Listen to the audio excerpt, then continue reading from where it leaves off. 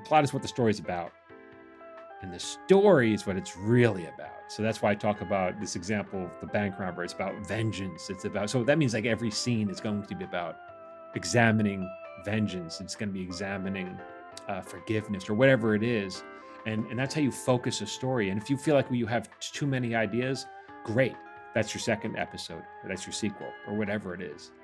You're listening to Screenwriters Need to Hear This with Michael Jamin.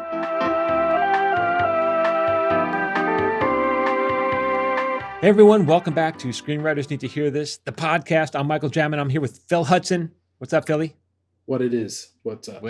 What is up, everyone out in podcast land? I don't know if you're driving your car or you're taking a jog, but today we're going to talk about, today's subject is called Great Writing Requires Two Things. That's it, Phil. Two things. I know. It's this simple. It's this, you only need two things, everyone. It only took 38 something episodes of a podcast to get you these two things.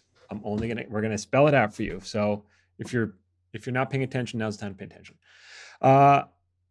First of all, you need two things. By the way, we just jump right into this thing. A lot of podcasts, they just bullshit for 10 minutes and then they jump into it. Let me tell you about what's going on with my car or whatever. We don't do that, Phil. We jump right into it, except for right now when I'm stalling. Exactly. But let's take a moment and talk about that, right? Because it's important that I'm just kidding. Let's talk about so I know I'm abrupt, but I'm trying to get to it. But okay, so here are the two things that you need to do when you're writing to have a great story. You have to have something to say. That's number one. And number two, you have to know how to say it. And that's it. Okay. And I remember in college, when I was trying to be a writer, I didn't have either. I didn't know how to say it. I didn't know what I was supposed to say. And so those two things, and we're gonna unpack them all. Okay. And this was really by the way, the first 6 or 7 years of my career, I really didn't have either. I didn't know what to say or how to say it. I was really relying on the more experienced writers to figure that part out for me. So this is not that obvious, and it takes some experience to kind of figure out how to do this. So forgive yourself if you haven't picked it up yet. It does take time. But at some point, a writer's expected to know how to do this for yourself. And for me, that came when my partner and I became showrunners for the first time. And I was like, now you really have to know how to do it. But okay. So let me give you an example. Let's say you have a story, and your story is about a bank robber. And a bank robber is running from the law, and he gets caught or whatever. Well, that's the plot. But that's not your story. And the story is something deeper. It's something deeper down. So let me give you an example of this bank robber. He guy robs a bank. He's running from the law. He's got all this money, but then he screws up, and the law finds him. Somehow they catch up to him. They throw him in jail for 30 years. And when he finally gets out, his family's gone. They've moved on. His kids don't want anything to do with him, but he's free, right? And he has the money. Maybe he hid the money or whatever. So that's kind of the plot. But what is the story really about? The story might be about redemption. It might be about vengeance. It might be about forgiveness. You have to figure out what that noun is that you decide, and it's about one of those things. It's not about all of those things. You have to choose one. And many young writers, they throw it all in. Well, it's about everything. And it's also got a song, and it's got a dance number, and it's also got a love story, and it's also got explosions. Stop. What's your story about? What is it? It's about one thing. Let's figure it out. And we'll tell that one story. And then, so now you have something to say. But the next question is, how do I say it? And when I talk about that, it's talking about, I refer to how to unpack the story, how to tell that story in a compelling way. So we already know, we know what happens in it. We know what it's really about, but how do we unpack it? How do we tell it in a way so that people want to find out what happens next, so that the audience is engaged, so that you're riveted, right? And so that's a whole different skill. You need to have both those. It's not just, you can't have one or the other. You have to have and that's the knowledge. The first part might be the creative part that you just, I'm a man, I got a million ideas. But the second part is having the knowledge and the experience of knowing how to tell that story, how to unpack it. And so I'm going to give you two analogies. I don't think we've done this before. This is an interesting thought experiment, I hope. Okay. So I hope we haven't done this before. I tend to repeat myself. So let's say we got two giant crates, Phil. We haven't done. Okay. Hope this is not familiar to you. Yeah, I don't believe so. So let's explore it. And if it's not, you're getting You're getting a repetition is bonus episode. important. Yeah. That's the thing, guys. Everyone, a lot of people love my podcast, but the one person who doesn't listen to my podcast is me, because I've already sat through it once. So I don't listen to our podcast. Everyone I else listened to it does. like 3 times. Phil Trying to make it listens to it a work. lot. I don't So listen to it. So that's why I don't. That's why I repeat myself. So let's say we got these two big crates, okay, and I dump the first crate out, and it's filled with metal and rubber and wires, and I say, okay, what's in that crate? You're going to say, well, it's junk, right? And it is. It's twisted junk. That's what it is. But let's say I have a second crate, and this time I take things out a little more carefully, and this time I remove a brand new tire, and then I reach into again. I pull out another tire, then another, and then I say, Phil, what's in it? And you might say, oh, it's a crate full of brand new tires, which would be a very good guess after pulling out 4 brand new tires. I say, well, no, not yet. And then now I pull out a brand new dashboard from a car, and then you might say, oh, I see, it's a kit to assemble a brand new car. I said, well, good guess, but not yet. And now I pull out the rear bumper, and it's twisted and mangled. And then you go, oh, okay, I think I know what's going on here. This is a brand new car that was in a car accident. And then I say, okay, yeah, but not yet. And then I pull out a child seat, and it's bashed up. mm, And now you say, oh no, please don't tell me there was a baby in the car. Please don't tell me that the baby was injured or killed in the car. All right. Now your heart is thumping. What am I going to pull out next? Right. That's unpacking a story. The first way, I just dumped it out. I just told you everything that's in the boom. Here it is. Here's a box of garbage. And the other one, I just painted a picture for you, which is now you might be on the edge of your seat. What's going to happen next? And it's the same exact information. The crates are filled with the same exact stuff, but learning how to unpack it mm, is storytelling, and that makes all the difference, right? mm. And most new writers, they just dump it out. They don't understand that. And learning how to dump it out is story structure. And that's exactly what we teach in the course. That's the difference between, something that's okay or not good at all, and something that's fantastic. It has you Mm. riveted. Yeah. Yeah. I'm trying to think of what the show is. Is a Hulu show about dating from a couple different aspects. Trying to remember exactly what the name of it was, but it'll come to me in a minute. And I apologize for those people screaming at me right now because I can't remember yet another show that I'm citing. So I I don't apologize. remember But any of them. to be note, we're really just having a conversation here. We Yeah. have some notes, but this is really meant to be more freeform. I get to ask some of these questions that come up based on Yeah. what you're saying. But this show, there's a guy and he like meets this girl and he goes out with her and they hit it off and they have this great relationship throughout the season. And then he shows up one day to unannounced and there's a guy there. And then she comes out and she's like super apologetic and she's like, you didn't see? And she's like, I say open in my dating profile. And she's in an open relationship. Right. And this guy who had just fallen in love again and let his guard down is now learning, oh, Right. this isn't what I thought this was. And it was this total gut punch at the end of the season because the one good thing this guy had going for him was Casual, I think was the show, Casual. But yeah, this is one good thing going for him, and it didn't go well. And so what you're talking about there is how, again, had we known that there was an open relationship, that blow at the end of that wouldn't have had any impact for the Right. guy. And so that's another good point. So sometimes, the audience didn't know that she was in an open relationship. So the character learned when the audience learned. That's not uncommon to have the character and the audience learn at the same time. You don't want the character to be behind. Sometimes you do, though. Sometimes if a character is going to walk into something, it's delicious to know, oh no, That's the audience is like, oh no. audience superior versus audience inferior. I've heard it called. Have you ever heard that term? No, I never heard that term. No. Yeah, so the audience superior is the audience knows or is superior to the character, and audience inferior means the character knows something the audience doesn't know. Yeah, And yeah. they're both different writing tools. Right. That again is how you unpack it. So we're back to the craft conversation here, right? Yeah, yeah.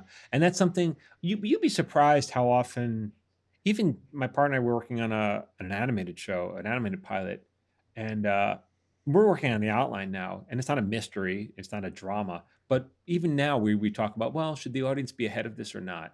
And How can we make how we tend to write so that the audience is learning uh, when the character is learning. But that's also maybe that's more common with comedy. For a drama, it's sometimes more delicious to watch the character head into into a wood chipper, basically walk into a Mm. wood chipper because the audience is like, don't go down that road, you know. Yeah. Yeah, the Um, screaming. yeah, but yeah, so maybe that's more of a drama thing. I don't really know, but yeah, those are two different ways to think about it, and you have to think about that even as you're.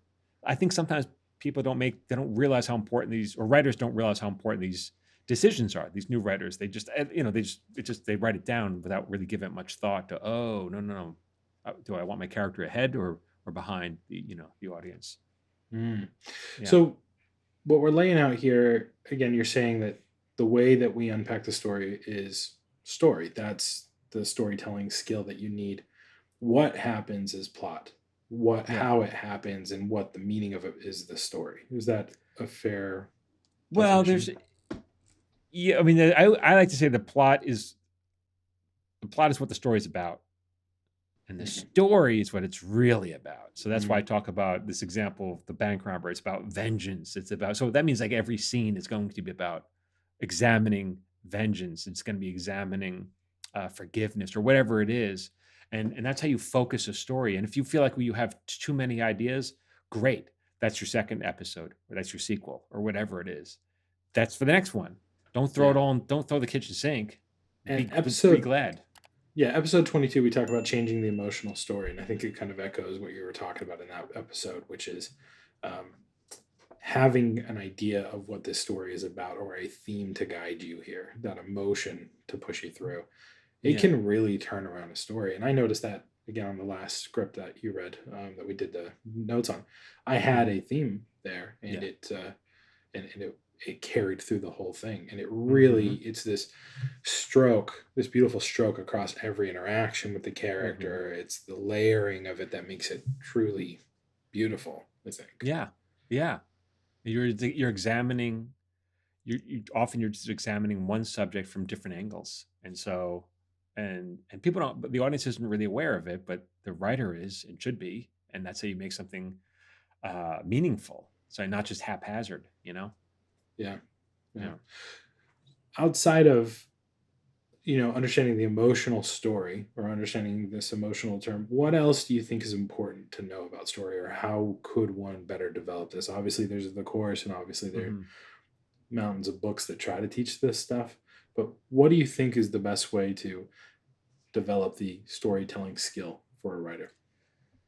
You know, like I always say, like I tell pretty much every story I work on in basically a three-act structure. And Shakespeare used five acts. Okay, I think feels right to me. What feels right to most writers. I mean, it's easier to get your head around.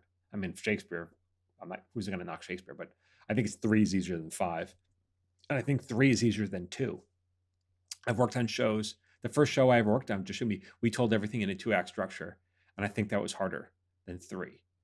And there's something feels right about three, and so that's what we go into the course. And traditionally, when you talk about those act break moments, if this were a TV show, that's where you would have a commercial. That's where you'd sell toilet paper, and then you'd come back, and go back to Act Two after the first act break. But now on streaming, you often don't have commercials, or if you're writing a movie, you don't have commercials at all. But you still have that structure. The structure is necessary. We would still break this. We would still break it in three acts because there's something about that feels right, and it has that the energy kind of flows in a three-act structure. And so studying that is so important. Even people say, "What does that apply to? What else does it apply to?" Like I have a collection coming out. When I tell my personal essays in them, I tend to think of them as three acts, and sometimes Act Three is short, but I tend to still break it into three acts. You know? Yeah. So when you taught me how to break a story, I you taught me the three act structure, and then I talked to you. Well, what about like a drama, like an hour long? Because those are 4 or 5 acts. So yeah, but you still Mhm. break it like a 3 act, and then you just slap a couple commercial breaks in, and those are your Yeah, act breaks. And it's yeah, typically that, I think what you refer to as a pregnant moment, right? Like a pretty yeah. intense moment where there's kind of some weight on the decision that's about to be made, or the Yeah. action being taken. Yeah. And then actually, I talked about it a little bit during, I don't know, a live or video I did this week or two ago. And some guy goes, "That's manipulative," like those pregnant moments, like he said that I think it was referring to like those episodes, streaming episodes, where like you end the show on a cliffhanger, and like that's manipulative. It's like, yeah, well, what do they're creating something so that you want to come back and watch the next episode. Like, if like I think it's good writing. I don't think it's manipulative. Yeah. Oh, what's going to happen next? That's what I want to know. That's why I'm going to find out. I don't know what this Also, guy was thinking. you sat down and invested time and energy into this thing, I think, to be a little manipulated, right? Yeah, right. You were giving up the suspension of disbelief to engross Right. yourself in a world, and then have your emotions toyed with whatever you're going to experience. Yeah. Yeah, it's interesting. Some guy left a comment. We weren't really going to talk about this, but I'm not supposed to give weight to the trolls, but this one I was just I this I talk about this with my daughter a lot. She goes, "Don't get so upset by the trolls," but this one I thought was particularly funny because he wrote, "You're the reason why TV is so terrible," and I'm like, first of all, you give me thank you, but you give me too much credit. Yeah, But right. I'm not that powerful. But it's also like, what do you think TV was like before I got involved? It wasn't scholars reading ancient texts from the Library of Alexandria. It was, it was Right. people just doing what I do right now, which is make TV shows. I guess this guy had a problem with me kind of being open to taking notes from the people who pay me to make their shows. He thought if I was an artist, I wouldn't listen to the people. I would just do what I want and not be so worried about the studios. It's like, dude, it's their money, Continue starving, right? That Yeah. is the starving artist. So yeah. So anyway, that's why I'm ruining the TV for all of you, everyone. Sorry. Thank you for your service. Appreciate your work. Yeah. Those kind of comments are kind of upsetting to me. I think you said that we kind of dive in and then we kind of banter at the end of this stuff, right? Where it's like that kind of comment bothers me because there's an ego involved in that statement that says, I would never sell out. So Yeah. why are you? Right. And what have you done? I think you had another social post recently where you were basically telling someone like, didn't the guy like say, I doubt Stephen King or Neil Gaiman would agree with you, and you're like, first of all, I don't claim to be them. Yeah. Who the F are you? I think is what it was. Who the F are you? But this guy was even crazier because he was saying, I doubt Stephen King and Neil Gaiman would agree with this. I'm like, but so now you're speaking for them. Now you are the voice of Stephen King and Neil Gaiman. Do you show how crazy that is? Yeah. Recently I've gone through some frustrating things in my life that kind of feel like I'm a little powerless, I guess you could say, and that's not a feeling that I enjoy. And it's something that I think most people don't enjoy, and I've had to kind of take a step back and really contemplate on a lot of this, and it really fires me up when I think about this stuff. And ultimately it goes back to a lot of the stuff that I've been working on in my personal life for the last decade, which is, what is the story I'm telling myself? What is the lie you're telling yourself? Yeah. Is it true? Mm-hmm. And if I say yes, can I absolutely know that it's true? Right. And there are a lot of people who are telling themselves these stories and they have these limiting beliefs and it's holding them back. So what does that say about that person? They have enough time and energy to watch an entire video from a working writer and then argue with that person over the vanity fake decision not placed before them. That's not a decision they're making. On I think it was on like a TikTok or something. Of all the what is this guy? This guy is not in the library reading. He's on TikTok, watching, scrolling videos of girls doing shuffle dances, and he's got a problem with me ruining TV. Right. Like, well, what are you accustomed to, dude? You are watching TikTok. But what can I say? What can I don't think I'm ruining it. I think I'm doing the best I can do. Hey, it's Michael Jamin. If you like my videos and you want me to email them to you for free, join my watch list. Every Friday, I send out my top 3 videos. These are for writers, actors, creative types. You can unsubscribe whenever you want. I'm not going to spam you, and it's absolutely free. Just go to michaeljamin.com/watchlist.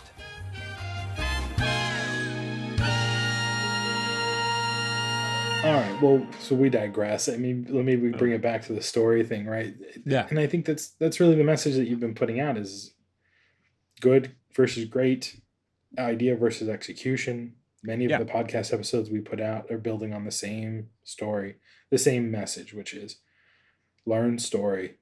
That is what makes you a good writer. yeah, All the rest, the decision about what notes you're going to take, how many episodes of your pilot you need to write, whether or not you need a pitch deck, all of that other stuff is so secondary and not actionable right now yeah. because you have to have a story that's so good someone wants to ask for the pitch deck That's or exactly for the right. next thing. How are you going to get that meeting? People are so worried about how many ideas do I need to bring to bring in? How big should my pitch deck be? How much should I spend on photo? What are you talking about? How are you going to get that meeting unless you have something that impresses people? Like even if you have the greatest idea in the world, if you can't execute it, first they need to read a script that proves to them that you are the one who can execute your idea, or else you're just selling dreams, and they're not going to shell out money for that. Yeah. So You're I can't remember if it's been a minute since we've recorded a podcast, so I apologize if we talked about this.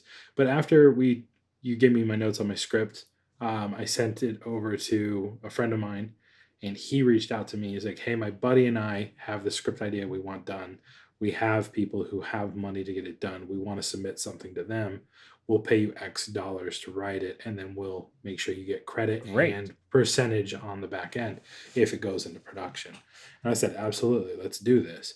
yeah, Right. But it came from like the same person had read every other draft of that script. Right. It was that last one where I really had to tone it up and put the work in that really convinced him, okay, this guy can't write it.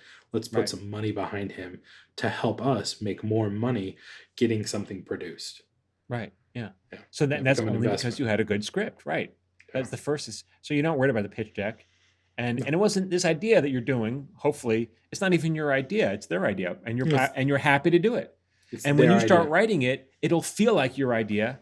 You'll take full ownership over it. You'll love it as if Mhm. it came out of your head. So Yeah.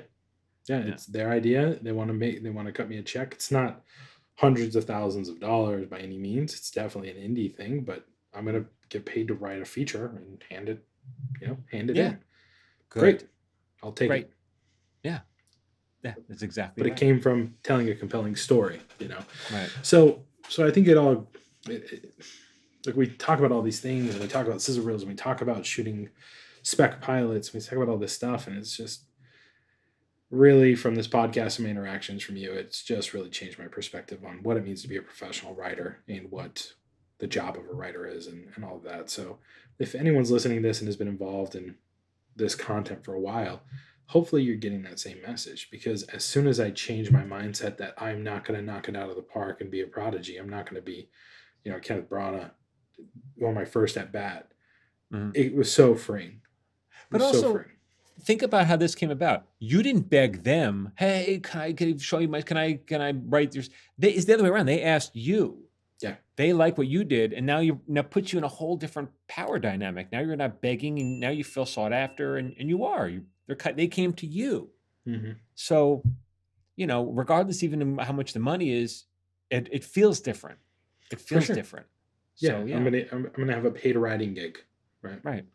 I got Yeah. a book back here that a friend of mine wrote. It's called "The First Time I Got Paid to Do It," which is Hmm. just kind of a salacious way. It's interviews with screenwriters talking about the first job they got paid to do, and most screenwriters start doing some indie thing for someone who's not in the WGA, not a Hmm. WGA signatory, and they do it because Yeah. they're getting paid to write.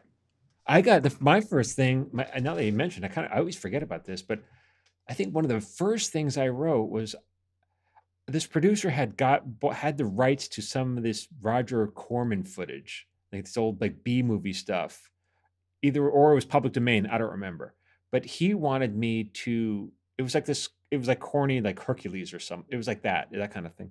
And he wanted me take out all the audio and write a joke version of it. And that's what I did. And I remember I sat with a VHS, trying to get the lips right. It wasn't good. I mean, it wasn't good, but he paid me. Maybe it was a few $1,000s or whatever. Um, yeah, but it felt good to be asked, you Yeah, know? and Yeah. sometimes those things are enough to buoy us up and carry us through to the next thing, right? Yeah. And it was nothing. He was like, yeah, if I sell it, we'll go forward. I'm like, and we had a contract and all that. Nothing ever happened to it, but whatever. Yeah, you got paid to write. Yeah, I got paid to write. Yeah. Yeah. All right. So, any other advice for people who to learn story, or anything else you think that is like a key point here? I just don't assume don't assume that you know how to do it. That's all. Everyone assumes they just, it's something that it can be learned and should be studied, and that's all. I mean, it's if you're struggling with it, it's because you don't know how to do it yet. But you can learn it. You can learn how to do it. We all did. We all had to learn it. So Phil, you learned it, and now look at you. Yeah. Now look at So, me. well, you're getting I was gonna approached. Yeah, it's an interesting thing. Things have definitely turned a corner here in the last year for me, and Yeah. it's applying all the stuff that you teach in the course. So, thanks again for that. I was Yeah. going to ask, have we talked about Carol Dweck's mindset book? I think we talked about it. Phil knows. Go ahead, because you're the self-help guy. You read all these self-help books. So all good. I just wanted to bring this up because I think this kind of I think it speaks to this what you just said about like if it feels hard, it's because you don't know how, and then when you know how, it's easy. I think so. Yeah. And Carol Dweck was a psychologist, and she wrote this book. It was a New York Times bestseller called Mindset. I'm pretty sure we talked about this a couple weeks ago, but please allow me just to kind of repeat it because I think it's topically important, which is when she was a psychologist, she brought kids in and she gave them puzzles and she had them do the puzzles. And then she said, do you want to do the same puzzle or do you want a new puzzle? And half the kids were like, I'll just do the same puzzle. And half the kids were like, why would I do the same puzzle? That's boring. Yeah. And it blew her mind. She's like, what's wrong with you that you wouldn't want to just do the same puzzle? And then through her studies, she really learned that there's really two perspectives on growth or two mindset perspectives. One is called the growth mindset and one is called the fixed mindset. And the growth mindset is people who are looking at challenging things as opportunities to improve. And then fixed mindset are people who look at challenges as opportunities to be chastised and talked down to or not receive love. And it's how you as a child received praise. Did you receive praise for the results of your work or for the effort you put into things? Right. And that principle of praising people or children for trying and putting in the effort and best effort really leads them to want to continue to try and fail. And those who were praised for intelligence, and like I've very much been a fixed mindset for most of my life, is I was praised for my intelligence and how quickly I got things done and the results of my work. And it puts me in a place where what I call threat lockdown in the business world, where I don't want to do anything if I fear there's a chance I can fail at that thing. Right. And so I think that's kind of what you're hitting here. And so for people who are kind of suffering on the fixed mindset side, just know that there's a path around that, and you don't have to live that way. You can definitely change your mindset around to look at opportunities, at challenges as an opportunity to improve, because no one is judging you for that. My first roommate, who was a mentor to me when I moved out here, I remember I wrote a spec script early on, and he was like, "That's great, that's fantastic." I'm like, "Why? I haven't done anything. It hasn't sold. It's not like." And he goes, "No, most people just talk about it. You've done it. You just wrote it." And he goes, "Be happy, be proud that you've done it." And so he's right. And so for the people who do that, or even take it a step further and shoot their own stuff and put it out there on the internet to get ridiculed and mocked by people who don't have the balls to do it themselves, I say, good for you for putting yourself out there, for putting the work in, and the hours and the time for putting it out there. Regardless of whether it's good or not, doesn't matter. You've done something admirable, and do it again. That's what I say. Do it again and again and again. Yeah, I 100% agree with you. And I would back that up. There's this amazing, I don't know if it's a poem or if it's a quote from Theodore Roosevelt, President Teddy Roosevelt. It's called "Man in the Arena." Have you ever heard of that? No. Let me just pull it up real fast because I think this speaks to this too. And I think it's posted in the Naval Academy in Annapolis, Maryland. It's just a thing to consider. And the quote is, I'm just pulling it up here. "It's not the critic who counts, not the man who points out how the strong man stumbles or where the doer of deeds could have done them better. The credit belongs to the man who is actually in the arena, whose face is marred by dust and sweat and blood, who strives valiantly, who errs, who comes short again and again, because there's no effort without error and shortcoming, but who does actually strive to do the deeds, who knows great enthusiasms, the great devotions, who spends himself in a worthy cause, who at the best knows in the end the triumph of high achievement, and who at the worst, if he fails, at least fails while daring greatly, so that his place shall never be with those cold and timid souls who neither know victory nor defeat. Interesting. I'm looking up a wonderful quote. It's very similar. That's a great quote. It's from Brene Brown, who has a bunch of Netflix specials. And we've talked about her on the podcast. She's great for anyone who doesn't know her. She is great. And I have here it is. She's got a quote that's very similar. Okay. Oh, okay. I hope she's got a bunch of them. And I'm sorry, we're gonna have to trim out the M's, the hums and haws, but yeah, she says, if you are not in the arena getting your ass kicked on occasion because you were being brave, I am not interested in or open to your feedback about my work. It's a very similar quote. She's saying same thing. If you're not, I don't really care what you think if you're not trying it yourself. It means nothing to me. So that's for all the haters out there. So be bold, put yourself out there. And if, all of you listening, that's your job. Your job as a writer is to be brave and vulnerable. And if your work is, if it takes time to get there, that's okay. That's part of your job. That is the work. Yeah. That's the work. Right. And to the haters who leave negative comments on social media, where's your podcast? Where's your podcast? Yeah. And my daughter makes, she helps me through this, but she was like, you got to respond more. You got to do a video where you respond to people who leave nice comments, because in a way you are encouraging the haters by even talking about the haters. So I was like, okay, them what you want. They want reactions, and yep. And so I have a post coming up where I'm going to talk about, I'm taking someone who was the opposite of a hater, someone who just left something nice, a nice comment. And I'm going to say, and that post is going to talk about how we can use that, how I can steal from that person and put them in one of my pieces, because you could steal from both these people. For sure. There's this beautiful comment I got in our support email just a couple days ago, even yesterday. He had some trouble getting access to the course. He bought it and he said, "Thank you, genuinely. Thank you for curating all of this. I appreciate your detail and work ethic. It's inspiring." Thanks, wow. Tom. That makes up for Jane, who attacked me for saying I was a Redford scholar 20 times, because people that are falling into this podcast every week and don't know who we are. Yeah, but someone trolled our free podcast for our free podcast. Like, dude, it's free. We don't even have commercials on this, and we're giving it away. We're trying to help you, and you're not happy with it. It's not even an ego move, guys. It's just trying to be contextually relevant to the people who are new to the podcast. But thanks so much for leaving your feedback. Yeah. All right. So anyway, okay. I hope this helps. We'll have more podcasts coming soon. Thank you for listening, for downloading, for giving us and if you like our podcast, by all means, give us a nice review on Apple. That helps. Not just 5 stars. 5 stars is you gotta go out of your way. You gotta say, I like this podcast. You gotta type that in too.